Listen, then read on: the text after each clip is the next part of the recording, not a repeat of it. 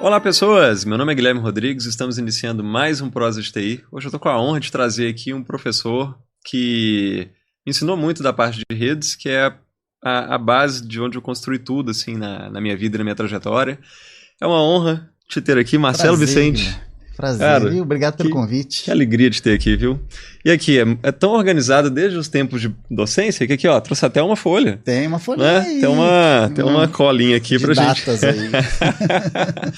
Cara, que honra de ter aqui. Fico muito feliz de te ter aqui. Queria dizer que durante a minha trajetória na graduação, foram muitos professores excepcionais que a gente teve, né? Tive contato contigo, com o Bruno Roberto, com Alexandre Tomás, Alexandre Siqueira, Thias Hoffmann, Thiago Hoffmann, Reinaldo Vignoli, Cíntia Mara, sim, Carol Aderaldo, Brunaca, né, o Bruno Henrique, foi o Kaiser também, né? Coordenador também Cristiano Assis. Foi uma turma muito importante para o desenvolvimento e alguns destes professores foram a grande inspiração para eu me tornar professor. Eu sempre levava para a sala de aula um pouquinho do que eu vi em você, um pouco do que eu vi no Chess, um pouco do que eu vi no Bruno Roberto, no Xandão. Então, um pouco de cada um ali eu tentei levar para a sala de aula. Então, é uma honra te ter aqui. Muito obrigado por ter aceito o convite. É uma honra estar aqui com você e ver que o esforço que a gente construiu lá atrás, que foi muito esforço, né? Que a gente pegou uma época onde tudo era muito novo, ele repercutiu em alguns profissionais e viraram, né, referência depois. Isso é muito importante. Gente, enfim, vamos avançar, mas antes de falar desse momento que eu te conheci, que foi primeiro semestre de 2008, a gente ainda estava no campus da Afonso Pena. Sim. Afonso Pena 1500, no semestre seguinte que foi para o Barra Preto. Aí depois a gente se tornou colegas lá, porque eu comecei a lecionar, você já estava lá, enfim, foi muito legal esse percurso. Mas antes de 2008, conta pra gente como é que foi a sua trajetória, como que a TI despertou a atenção para você iniciar na carreira e, enfim, trajetória profissional, acadêmica. Conta pra gente como é que foi esse percurso. A minha trajetória profissional ela começou em 1981. Eu tinha 16 anos, fui jovem aprendiz da ASPROM, uma associação profissionalizante do menor, né? Não sei se vocês conhecem, ela existe até hoje. Ela engaja jovens no mercado de trabalho, é uma experiência muito boa. E eu fui para o governo, eu fui para o antigo IAPAS, que atualmente ele se chama INSS. E no IAPAS eu fui boy, eu não sei se essa terminologia era utilizada até hoje, mas é aquele jovem que trata de entregar documentos, organizar documentos e fazer esse papel. É o office boy. Né? O office boy, isso. E aí eu trabalhei durante 2 anos vinculados à ASPROM, e aí no terceiro ano, já com 18 anos, né, ali eu virei funcionário público federal. Do INSS, e no desenvolver do INSS, estava na era da informatização, era uma coisa insípida ainda, estava iniciando nas empresas, e aí eles montaram centrais de processamento de dados nos prédios do INSS, montaram no nosso prédio, e aí elencaram 2 representantes por área, eu era da área de RH nessa época, para desenvolver algo que automatizasse os processos das áreas ou das sub-áreas, né, da área de recursos humanos que a gente tinha lá. E eu fui um desses escolhidos e foi muito interessante, nós fizemos cursos.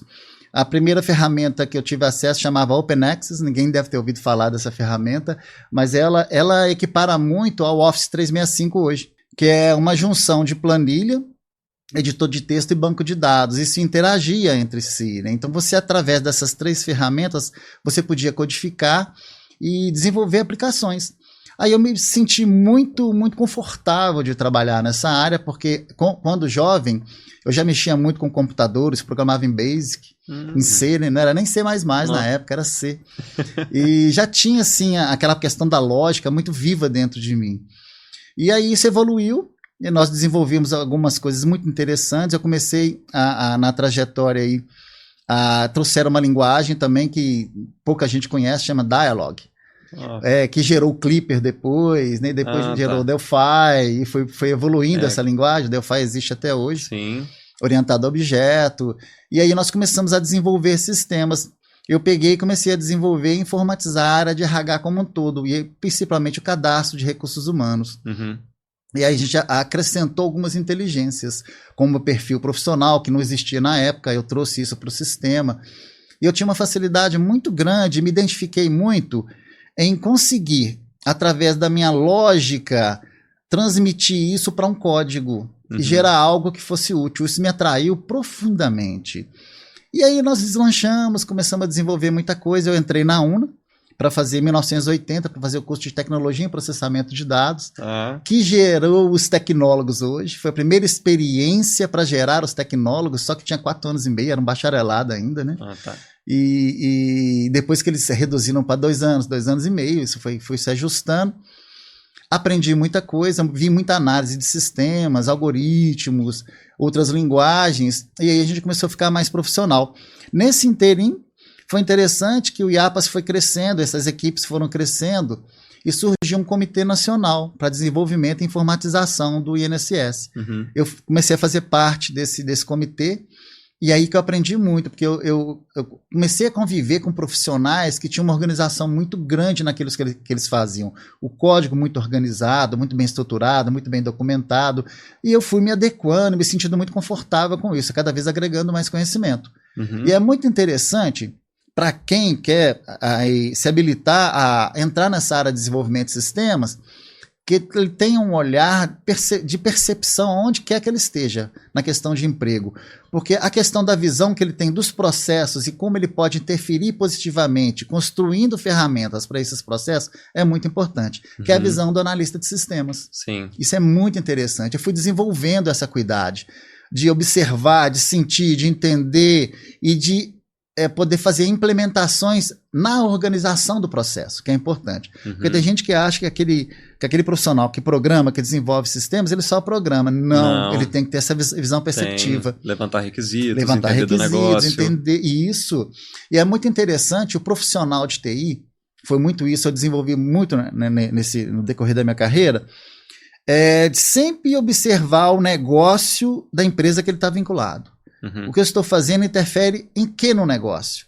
E o que o negócio precisa para crescer? O que eu posso interferir nisso? E sempre ter essa visão. Olhar o mercado, olhar lá fora como é que transita o produto, o serviço que a empresa presta. Então, criar esse olhar crítico. Ele é muito positivo para essa área. E eu fui me desenvolvendo, adorava programar, assim, foi a minha vertente. Só que eu viajava muito quando eu trabalhava no IAPAS, viajava muito para os estados para desenvolver sistemas, porque a gente montava polos de desenvolvimento, sabe? E aí, já estava casado, estava terminando meu curso na UNA, eu comecei a distanciar muito da família. Isso me preocupou muito, até que um dia, foi muito interessante, no aeroporto, a minha esposa foi me buscar e eu não reconheci meu filho. Isso me chocou profundamente. Eu, como servidor público, eu decidi, falei assim, não, eu vou para o mercado. Não dá para eu ficar nessa questão de viagens o tempo todo. E essa era uma atribuição do cargo que eu tinha lá, né? Aí eu fui para o Senac, fiz uma avaliação lá, eles gostaram muito da estrutura do meu currículo, e aí assumi a infraestrutura daquele prédio da escola da Rua Tupinambás. Tupinambás, né? Sim, que tinha uma estrutura enorme, tinha um CPD na época ali, que lá era a réplica do CPD da sede. Então tinha que ter um responsável para cuidar da unidade, mais dessa réplica de CPD. Eu fui coordenador, tive uma equipe. E só aí, um parêntese, para chegar nessa época do Senac, ali você já tinha encerrado a graduação, né? Já tinha encerrado a graduação. E na graduação foi interessante que aquele sistema de RH que eu falei que a gente desenvolveu lá para o INSS, para o antigo IAPAS, ele ganhou um prêmio na UNA. A gente apresentou ele na UNA. Por quê? Porque através de uma ferramenta ele conseguia mapear perfil profissional dos funcionários do antigo IAPAS. Isso era inovação, né? Hoje tem software que faz isso. Isso era uma inovação, né? Então, se você precisava de um profissional, você jogava na ferramenta, ela achava as possíveis pessoas dentro do quadro funcional dela. E aí a gente mostrou isso na UNA e ganhamos um prêmio na UNA. Mas aí a gente começou a olhar o mercado e na época eu comecei a ter 2 empregos. Eu também trabalhei... E começou as viagens, né? Naquelas viagens. Eu trabalhei na Rede Nacional da Cash também, que era uma rede que iniciou o primeiro processo de automação dos postos de gasolina. E era interessante. É um processo que eles faziam de puxar da rede né, da rede bancária, a lista de contas bancárias do Brasil todo, via satélite, descarregar isso nos postos de gasolina. Aí você tem vários níveis de linguagem que você trabalhava. Você trabalhava com Assembler, com C, com Clipper, que é a linguagem antiga que eu te falei, para esse sistema rodar. E aí o sistema hoje de cartão que a gente passa em qualquer loja foi originado dessa empresa, Rede Nacional da Cash, que hoje deve ter outro nome, que ela crescer. E desenvolveu essa aplicação. Eles mexiam dentro da bomba de gasolina. Que legal. Tinha um circuito que eles colocavam dentro da bomba de gasolina. Tive essa experiência também. Eu não sabia desse caminho todo, não. Muito interessante. Eu trabalhei com muito bons profissionais, o nível de exigência era muito alto. Só que eu não consegui lidar com essa dualidade, dois empregos mais a faculdade. Eu comecei a cansar muito. E aí surgiu essa oportunidade no Senac. No Senac, né? Aí eu consegui passar pelas provas, né, que é o RH, pela análise de currículo, e aí eu tive uma primeira equipe, que foi interessante. Isso já era nos 90, né? Já era nos 90, já estava nos 90 ali. E a gente era responsável por toda aquela estrutura daquele prédio, são 9 andares, né, mais uma central de matrícula, mais parte de finanças, e a gente era responsável, e as salas de aula, a gente era responsável por tudo ali. E aí na construção dessa equipe, que a gente tinha alguns estagiários, eu comecei a me incomodar muito com uma questão de evolução dessa equipe. Eu comecei a olhar essa equipe com um olhar diferente. Eu falei assim, olha, eu sou, como líder dessa equipe, eu queria propiciar um ambiente para que as pessoas, os profissionais se desenvolvessem. E nessa época, anos 90, eu já comecei a ficar também preocupado com as questões socioemocionais. Porque uma das coisas que pesava muito, ainda pesa muito nas equipes de TI, são as relações. É um pessoal mais fechado, um pessoal mais centrado, e a gente lidava com o usuário. E aí a questão do trato com o usuário me preocupava muito, porque o usuário era a razão da nossa sobrevivência profissional. E aí eu desenvolvi uma metodologia com essa equipe muito interessante, que promovia o desenvolvimento técnico, mas o desenvolvimento socioemocional também. E aí eu vi que isso causava um efeito muito grande, porque nós compartilhávamos ideia, nós olhávamos de uma forma muito respeitosa uns para com os outros e respeitávamos muito o que estava à nossa volta. E aí é muito interessante que alguns fatores que os profissionais traziam na sua personalidade, eles já identificavam como oportunidade de melhoria, e a gente já começava a desenvolver isso no grupo, isso em 90. Nossa. E nessa época era muito novo, não se falava isso. Era insípido isso, estava surgindo ali, né?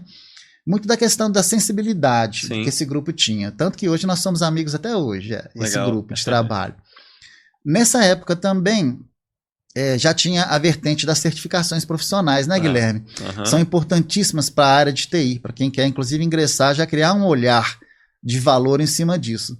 O que são essas certificações? Aí nós criamos um itinerário de certificações para esses profissionais, e eles certificavam e evoluíam tecnicamente também. Mas era muito interessante, a gente tinha um pacto. Aquilo que você aprendesse na certificação que você tirasse, você compartilhava com o grupo. Legal. Aí no final do expediente, 30 minutos, a gente ia para um quadro, a pessoa ia para um quadro e ensinava. Os estagiários também ali estavam, participavam. Não tinha diferença da pessoa contratada para estagiário, a gente tratava da mesma forma. E aí esse grupo foi crescendo. Foi crescendo, foi aprendendo. E aí essas certificações, elas são tão importantes que quando, por exemplo, um empregador está avaliando o seu currículo e, por exemplo, se ele tem uma vertente na empresa dele que utiliza o Linux ou o Microsoft, ele vê que você é certificado em algo da Microsoft, isso já conta pontos a seu favor. Eu, se eu estou analisando uma pessoa e a gente utiliza, por exemplo, empresarialmente o sistema de nuvem Azure, e aí se você tem uma certificação nisso, eu, quando estou te entrevistando, eu relaxo. Eu falo assim, nossa, ele é um especialista dessa área, porque ele tem uma certificação da Microsoft que atesta isso. Ou da Linux, ou da Cisco, ou da Adobe. E tem certificações de várias áreas. Na área de saúde também tem, na área de idiomas também tem. Então, as certificações profissionais, naquela época, já tinham um grande valor, e a gente tinha esse desenvolvimento do grupo. Então, quando a pessoa, às vezes, conseguia arranjar até um emprego melhor do que aquele que estava no grupo da gente, ele já saía com um portfólio muito bacana. Tinha uma adesão muito grande para o mercado. E como a empresa era empresa de educação, formava para o mercado, internamente eu estava praticamente formando para o mercado. E aí que eu conheci a parte da docência. Em 2001 ali, eu participei de um processo seletivo que eu achei que era para alunos, mas a pedagoga era muito minha amiga. Quando ela viu o meu currículo, ela falou assim, não, eu vou passar esse currículo para professor. E ela não me avisou. Era na época que a UNA tinha aquela parceria com a Inforium, e aí eu objetivei fazer, já tinha um curso superior, objetivei fazer outro por causa das certificações. Falei, oriento minha vida toda em certificações e crio um portfólio de certificações e isso fica importante para mim. Mas ela gostou muito, aí quando eu fui participar de uma entrevista era com o reitor. Eu achei, assim, um aluno ser entrevistado por um reitor, para ser aluno, eu falei assim, nossa, eles estão dando muita importância ao curso, né, que eles estavam ofertando para o mercado. Quando cheguei lá, era professor. Passei na seleção, ingressei, comecei a lecionar em cima do portfólio da Cisco. Legal. O portfólio do CCNA, né, dos cursos CCNA. Eu já era certificado CCNA da Cisco e comecei a trazer esses conteúdos para dentro de sala de aula. Isso ficou muito interessante para a faculdade. E a faculdade começou a desenvolver muito em cima dessas associações com grandes marcas. Sim. Microsoft, Cisco, Adobe. Você tinha também várias da parte de infraestrutura de redes.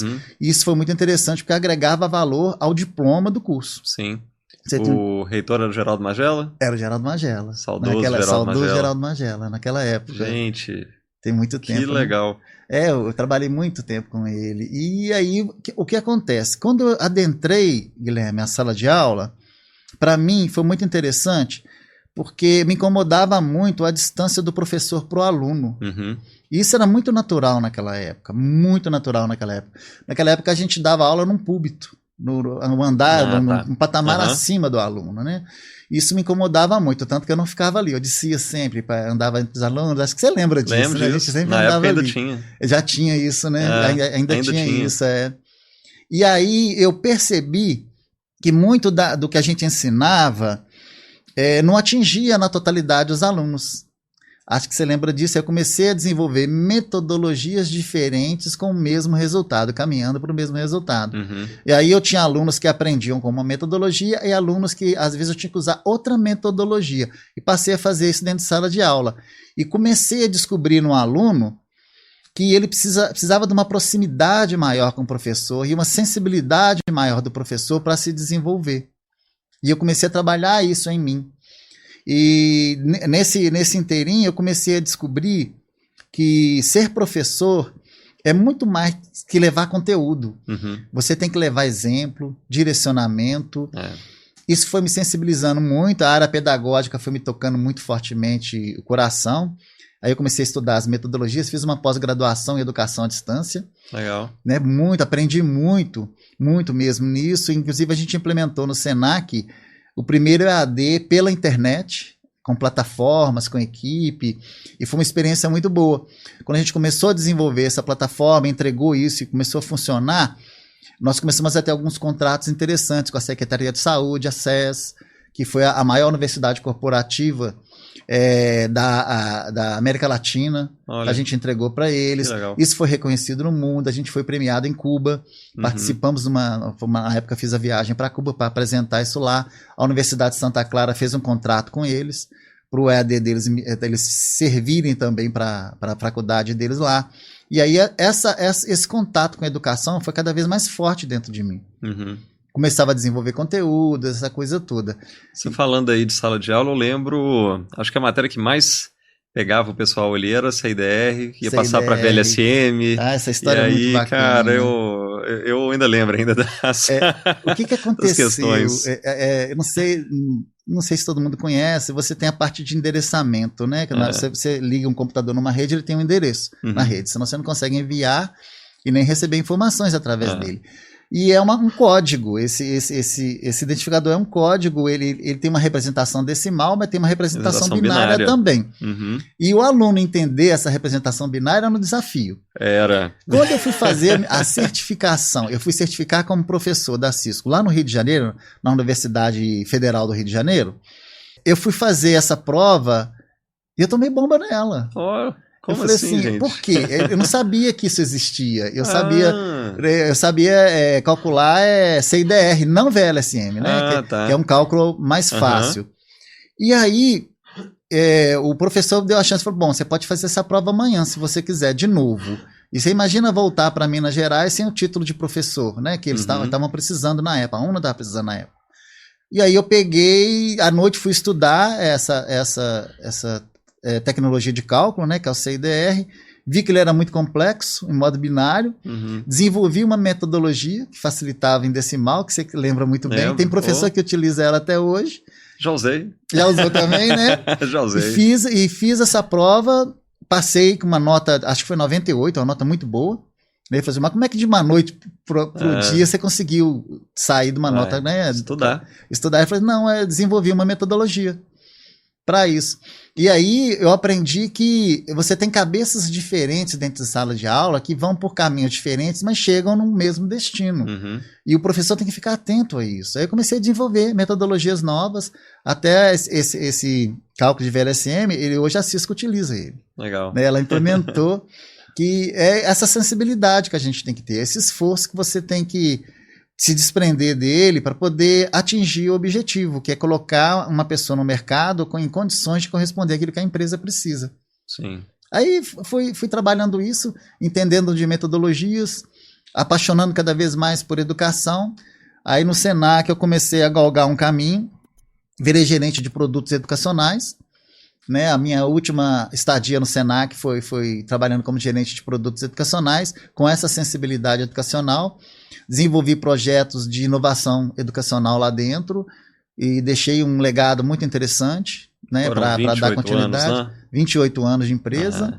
Né, e na atual conjuntura, eu decidi reformular a minha vida toda profissional. Estou estudando bastante inteligência artificial, business intelligence, que é uma área que tem me atraído muito, mas eu acho que é muito interessante, já que nós somos especialistas em infraestrutura de redes, eu também já desenvolvi muitos sistemas, trazer a inteligência artificial também para fazer essa gestão das infraestruturas das empresas, né, do que elas precisam, que é uma área muito interessante aí que está surgindo. Legal. Né? Então, rapidamente, essa trajetória, e no transcorrer desse caminho aí, precisei fazer um mestrado, né, que a faculdade exige, fiz em biotech. Eu lembro. Estudei muito. A gente conversou muito lá na... Muita biologia, aprendi muita coisa.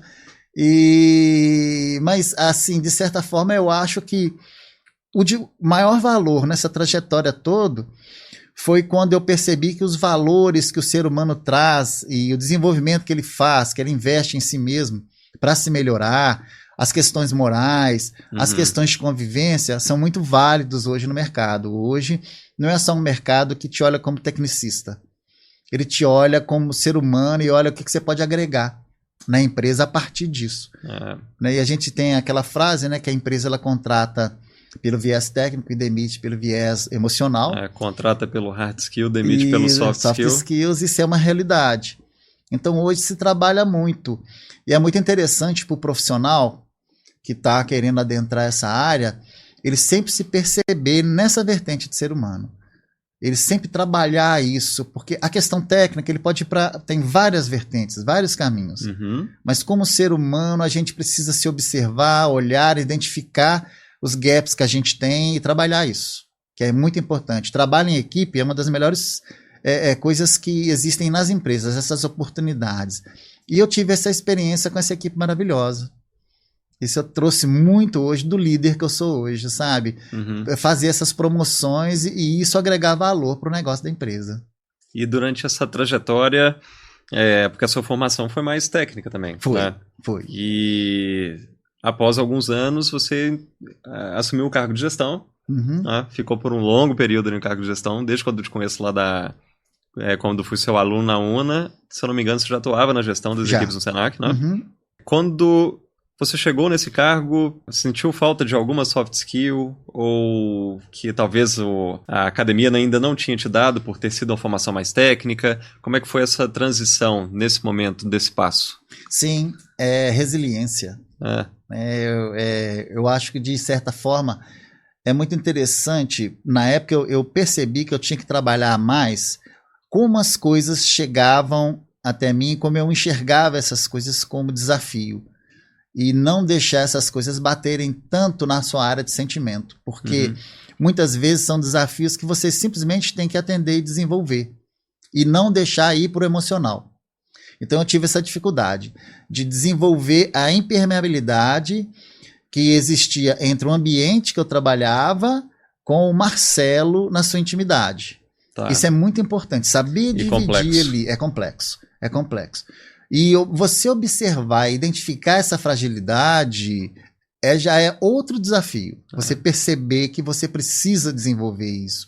Porque é muito interessante, porque se tudo mexer com o nosso emocional, nós vamos ficando cada vez mais fragilizados. Tem hora que você tem que assumir o ser que simplesmente se apropria daquilo, atende, desenvolve.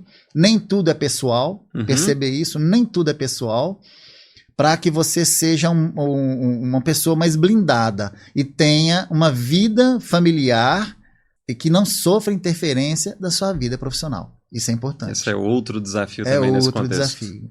Porque em casa é uma coisa, na empresa é outra coisa. E eu não tenho que levar o problema de um lado para o outro, porque vou afeta os dois lados o tratamento que você tem com as pessoas que têm mais valor na sua vida. E elas não têm que lidar com isso. É você que tem que lidar. Essa pessoa também tem os problemas dela lá no ambiente de trabalho, enfim. Esse distanciamento é muito complexo e necessário. E é um dos grandes segredos para a felicidade. A gente tem que saber colocar as coisas dentro de nós nos seus devidos lugares. Isso é um grande desafio, gente. Na vida, isso é um grande desafio. Profissionalmente também é um grande desafio. Porque se você é um profissional que vai precisar da sua área de inovação, a área de inovação na nossa concepção, ela só se desenvolve se a gente tem um estado de paz interior. A inovação, ela não, muito poucas vezes, ela vai vir no caos mental que você vai estar, né? Então é bom você evitar de construir esse caos mental. Ou você ter essa tranquilidade, porque aí não tira o seu olhar observador de captar o que está acontecendo, de achar uma solução ideal para aquela situação e de saber que nem sempre as situações vão ser favoráveis para você. Elas vão ser desafiadoras, elas vão e muitas vezes vão ser injustas e você vai ter que saber lidar com isso. Saber lidar, seguir em frente, ser resiliente, que é o que você falou no início. Isso. É muito importante. A parte das soft skills hoje, elas têm, graças a Deus, as empresas têm criado um olhar muito importante em cima disso.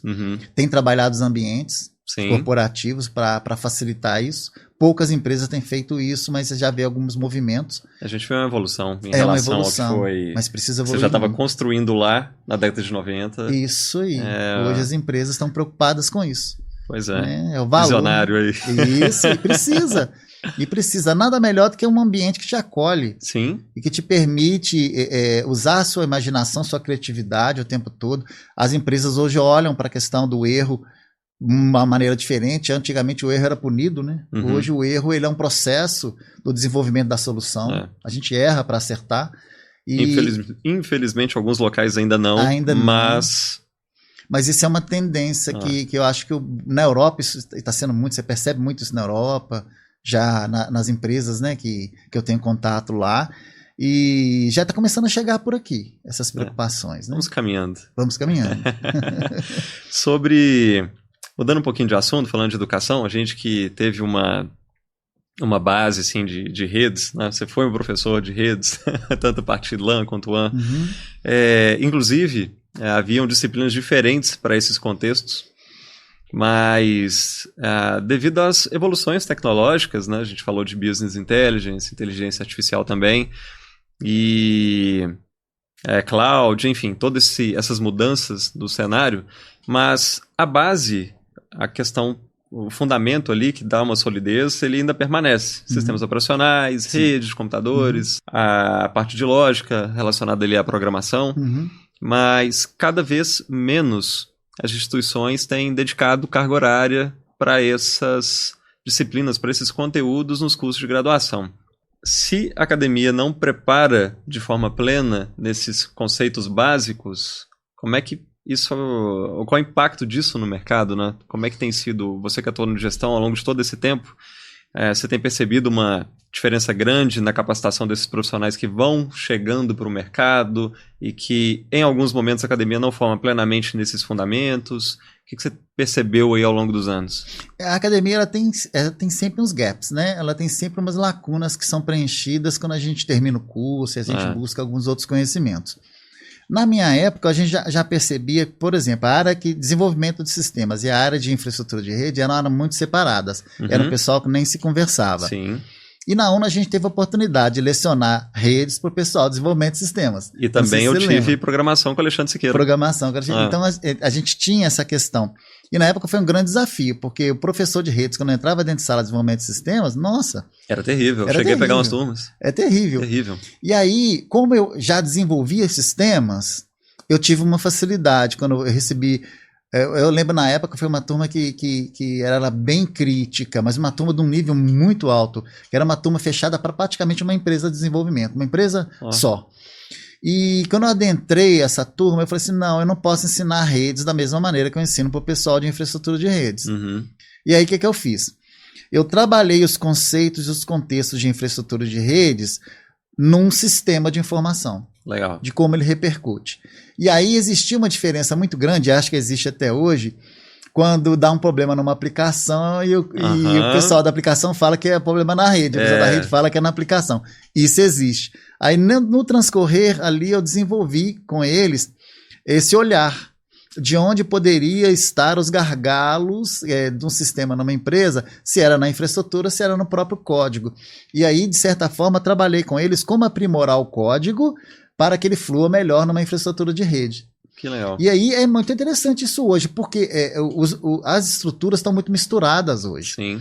Hoje você vê no pessoal que trabalha com segurança da informação e no pessoal que trabalha com infraestrutura de rede, você começa a programar os equipamentos para se tornarem inteligentes. Sim. Então, quer dizer, aquele pessoal da parte de infraestrutura de redes que não gostava de código, de desenvolver código, hoje ele precisa desenvolver scripts para formatar essa estrutura, para automatizar esse processo como um todo.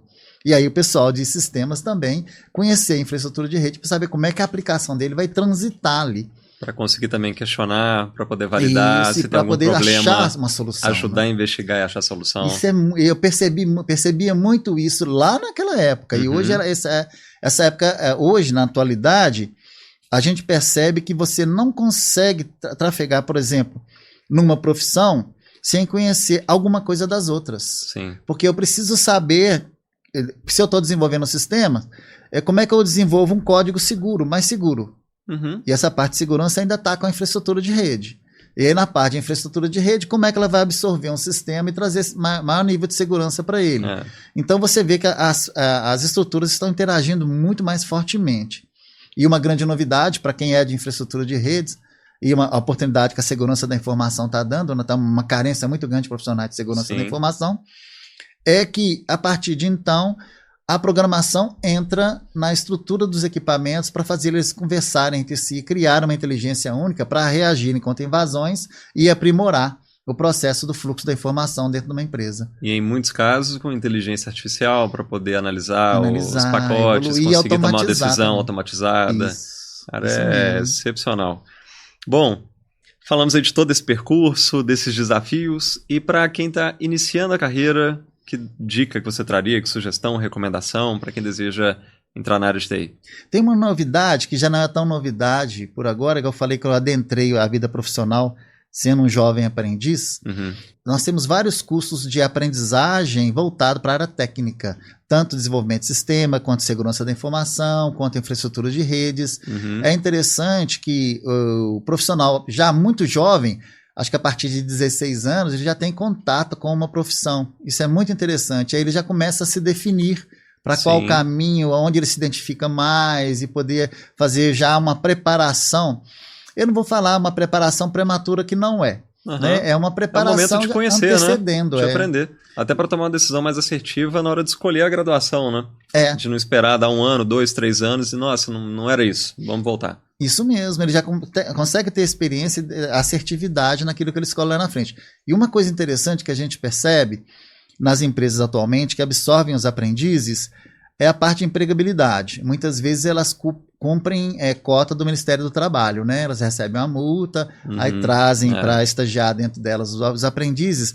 Quando você dá uma formação técnica, ela já começa a olhar esse profissional de uma forma diferente. Ele já acha mais possibilidade de ser aproveitado na empresa.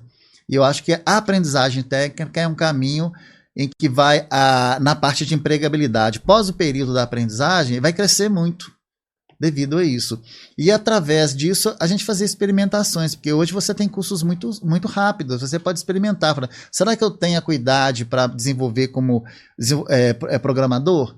Será que a parte de segurança da informação é uma área? Será que a parte de internet das coisas, de programação, de inteligente para esses artefatos de automação da parte das cidades inteligentes, será que eu me dou bem com isso? Aí você consegue fazer experimentações e falar assim, olha, eu me identifiquei mais com essa área e investir. E hoje tem até muito mais, se for olhar nas épocas, tanto que eu iniciei quanto que você também iniciou, que é o acesso à informação, né? Hoje a gente tem muitos cursos gratuitos, alguns pagos, mas num valor muito acessível, material em YouTube, para poder, pelo menos, ele conseguir ter um contato inicial, ter uma ideia de como que aquela área funciona, alguns requisitos de aprendizagem ou de conteúdos que ele já consegue, pelo menos, visualizar ali, né? Ter um norte de por onde seguir ou como será aquela profissão, né? E hoje o jovem tem alguns facilitadores também, que são os programas governamentais que a gente tem aí, o Minas Tech, Minas Programando, que você consegue gratuitamente desenvolver, né? E se agregar um curso técnico à sua profissão. Já é uma oportunidade, você já consegue, já muito jovem, já tem contato com uma vertente profissionalizante, já te mostrando um mercado que muitas vezes você já vai criar um olhar crítico para cima dele e vai saber fazer a sua escolha da melhor maneira. E na nossa época não tinha isso, né? A gente tinha que correr muito atrás, já lá na frente, para desenvolver isso lá na frente, nos cursos de superiores, né? Hoje não, você já tem um técnico que já trata isso, já tem até aprendizagem, que já começa a trabalhar essas vertentes. Sim. Olha, antes da gente finalizar, tem alguma questão da época da docência? Porque foram, no seu caso, uns 20 anos de docência, né? Foi uns 20 anos. Tem alguma situação que você lembra? Ou algum momento, alguma vivência, alguma memória boa dessa época? Tenho. Que a gente teve um período que a gente lecionou juntos, né? Aí, eu lembro que a gente teve muitos alunos, inclusive, que eram de fora. Teve aluno que era de Moçambique, de Angola, e a gente... fazendo essa integração ali, né? Tinha os desafios também, em alguns momentos da língua, mas, assim, teve alguma situação que você lembra que era bom a gente contar aqui? Sim, teve uma formatura, eu não sei se você estava presente, foi muito interessante, que na época você tinha a formatura do pessoal de desenvolvimento de sistemas e tinha a formatura logo depois do pessoal de redes.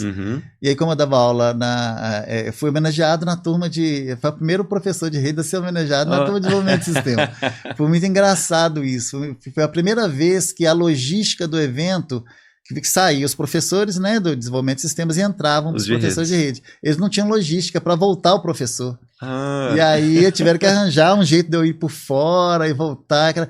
E aí a coisa que mais me marcou foi numa formatura que eles homenagearam os professores, e eu não esqueço isso até hoje. E eles falaram assim, fizeram uma homenagem para todos os professores, e quando chegou a minha parte, ele falou assim, olha, o professor Marcelo, que além de nos ensinar a ser ótimos profissionais, nos ensinou muita parte técnica, nos ensinou a cada dia que ele teve em sala de aula a ser melhores seres humanos. Isso mexeu profundamente comigo. Cara, isso era uma coisa que você tinha e que eu me espelhei em muitos momentos em sala de aula, de tentar... porque cada aluno ali, eu acho que o papel do professor é conseguir enxergar as diferenças, né? Porque cada um tem um momento de vida, tem um estágio de aprendizado, e talvez um não entendeu um conteúdo, mas como é que eu posso levar aquele conteúdo de outra forma para ele entender?